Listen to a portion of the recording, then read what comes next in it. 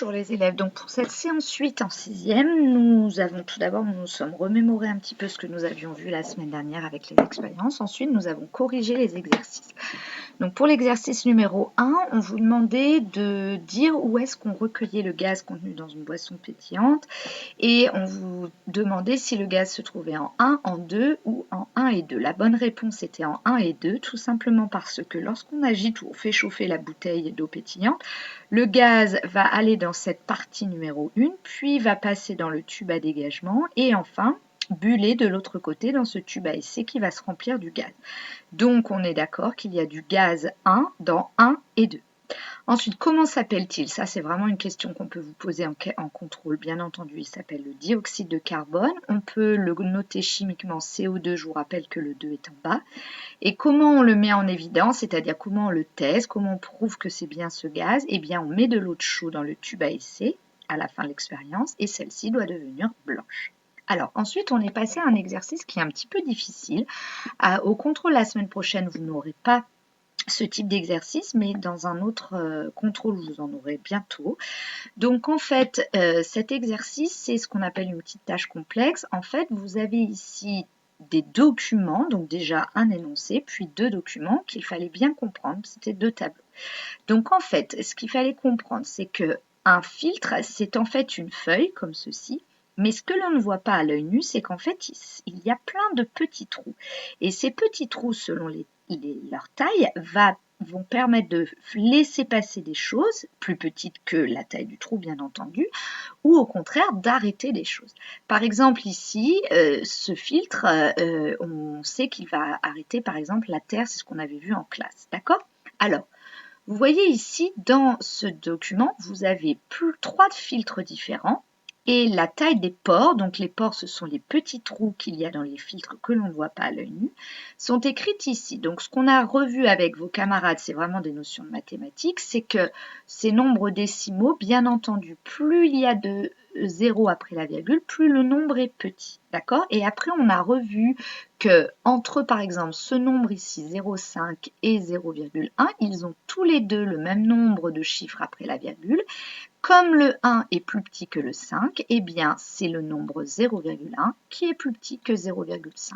Maintenant, si je prends ce nombre ici, 0,0001, de toutes les manières, il est beaucoup plus petit que 0,5 parce que vous voyez que le 1 est en quatrième position après la virgule. Il y a 3 zéros avant le 1, donc il est beaucoup plus petit que le 0,5.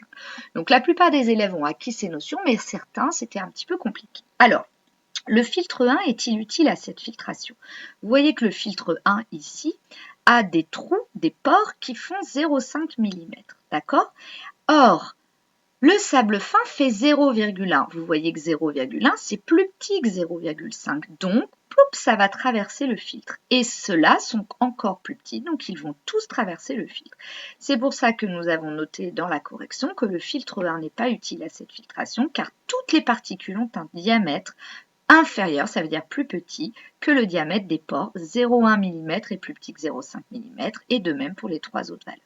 Ensuite, pour le filtre 2, eh bien, le filtre 2, il fait 0,05 mm. Donc, comme 0,1 est plus grand que 0,5, ça ne va pas pouvoir passer dans ce trou, vous êtes d'accord? Par contre, tout le reste va pouvoir passer. Du coup, nous avons noté que le sable fin ne peut pas passer dans le filtre 2 car 0,1 mm supérieur à 0,05 mm. Par contre, le reste va passer. Et le filtrat, c'est ce qu'on obtient après la filtration, donc ici dans l'Erlenmeyer. Eh bien, vous voyez que tout ça va passer, c'est-à-dire l'argile, les bactéries, les levures, et beaucoup avaient oublié de dire aussi l'eau, bien entendu.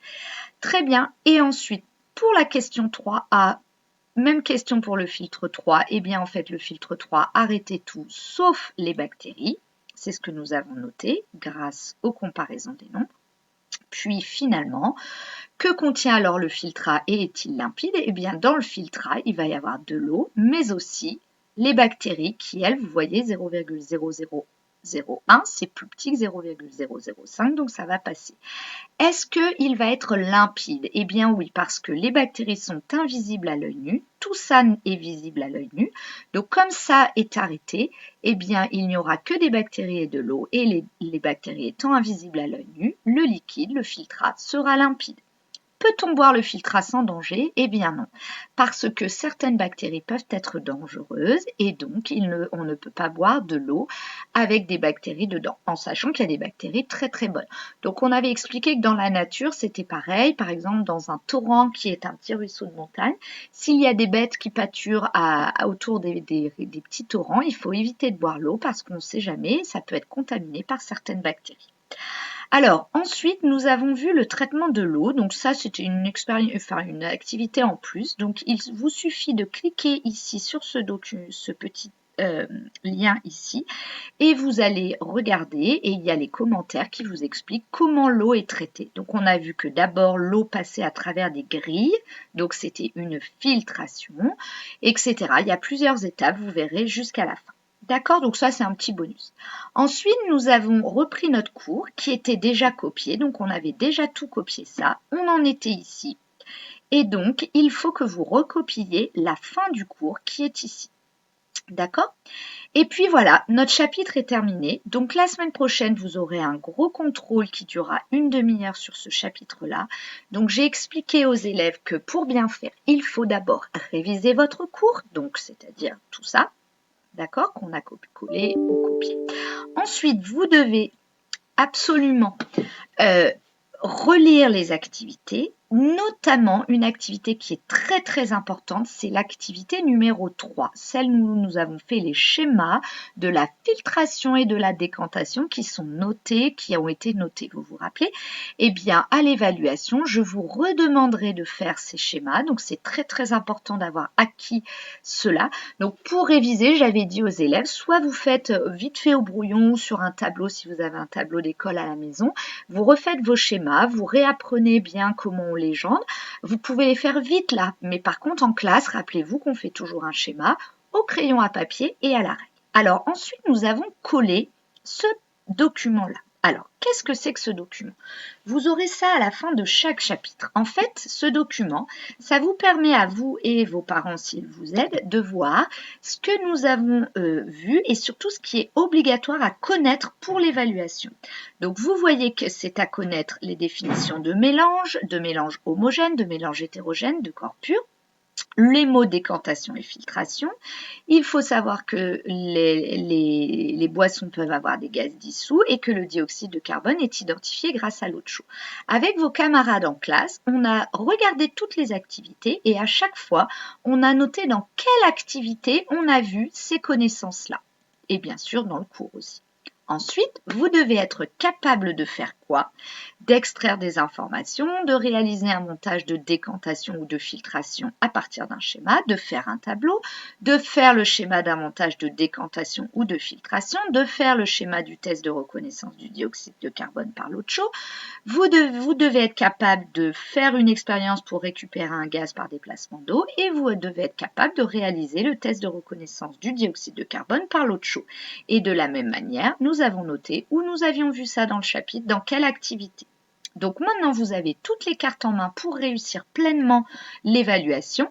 Et ce que vous pouvez faire, c'est que là, dans la colonne auto-évaluation, vous pouvez noter si vous savez ou non cette chose-là. Donc, soit vous mettez des petits smileys qui sourient, qui font la tête ou qui sont moyens, soit vous pouvez vous mettre TB, SFI. Et si jamais il y a quelque chose que vous n'avez pas compris ou vous ne comprenez pas bien, vous pourrez me poser des questions juste avant de commencer l'évaluation.